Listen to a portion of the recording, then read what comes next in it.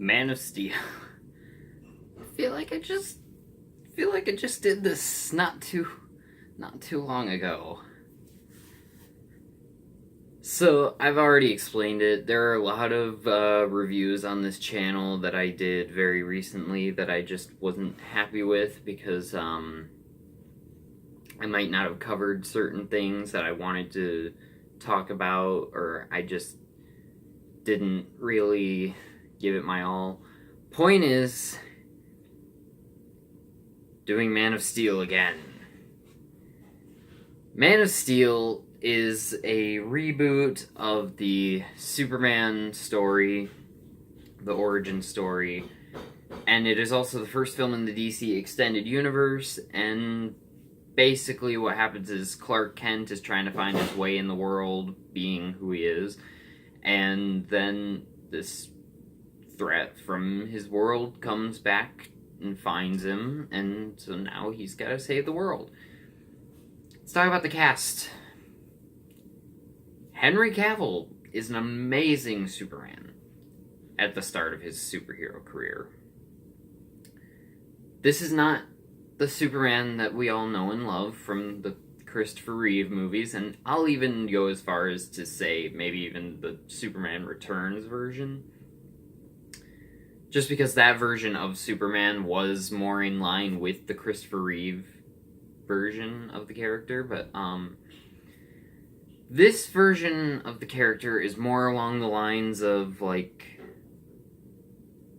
super child. It's like he's first learning how to metaphorically walk and talk. He hasn't fully, like, as a superhero matured yet, so this is just him starting out. And that's what I think a lot of people forget about this movie when they're talking about it, is that this is a Superman at the start of his career. This isn't Christopher Reeve Superman where he's been doing it a while, or again, Brandon Routh Superman where he's been doing it a while. This is him at the very beginning of his career.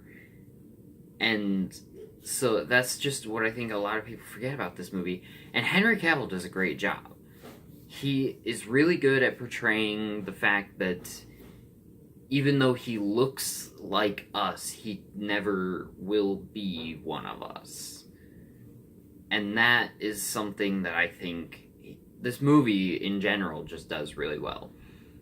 And then you have Amy Adams as Lois Lane, who I actually do like her in this movie. I don't like her in Batman v Superman. In Batman v Superman, I felt like her character was a little bit useless, and she was just there to be someone for Superman to save. At least in the theatrical version. In the extended version, her story does get a little bit more to it, and you do understand it a little bit more, so it does end up becoming more important. But I'll say, theatrical version-wise, she's not a good character. And even Ultimate Edition-wise, she's not that great, but she definitely has a better story. In this movie, she's actually a pretty good character. She doesn't put up with people's crap. She's an actual character. She's a three-dimensional character. And I love me some three-dimensional characters. And then you have Michael Shannon, who absolutely steals the whole movie as General Zod. He's introduced at the beginning, and then he kind of takes a back seat for a while, and then he comes in again in, like, the second act of the movie, and he is just amazing. He honestly steals the whole movie when he's on screen. You have an amazing story. You have the origin story of Superman. It's something we've seen many times, but not quite like this. We get to see a lot of Krypton in this movie, actually. We spend quite a bit of time with Jor-El on Krypton, and there's an interesting story there. I would even dare say that that would be an interesting movie on its own. And then you have the Superman story, which you see through flashbacks. You see Clark Kent's upbringing, and then, you see him find this Kryptonian ship, and then he discovers all about where he comes from and who he is. And then, Zod shows up and he's forced to kind of like basically out himself to the public. And from there, it turns into a really, really great action-packed movie. I will say the supporting cast is a bit lacking. Russell Crowe as Jor-El, he's fine. The Daily Planet workers that they do focus on quite a bit are alright. Martha Kent, Jonathan Kent, they're honestly pretty lacking. I didn't really care for Kevin Costner as Jonathan Kent in this movie. But yeah, other than that, Lawrence Fishburne is in the movie as Perry White, and he steals every scene he's in, even more in Batman v Superman, because he's basically the closest thing to DC's J. Jonah Jameson. He doesn't put up with any crap. He talks back. He's just funny. And then the visuals and the style of the film, I think, are amazing. I think Zack Snyder made a very stunning film here. And yeah, there are some flaws, but not enough for me to bring the movie down. But now I want to address the one thing I've been kind of avoiding this whole time. The third act of the movie.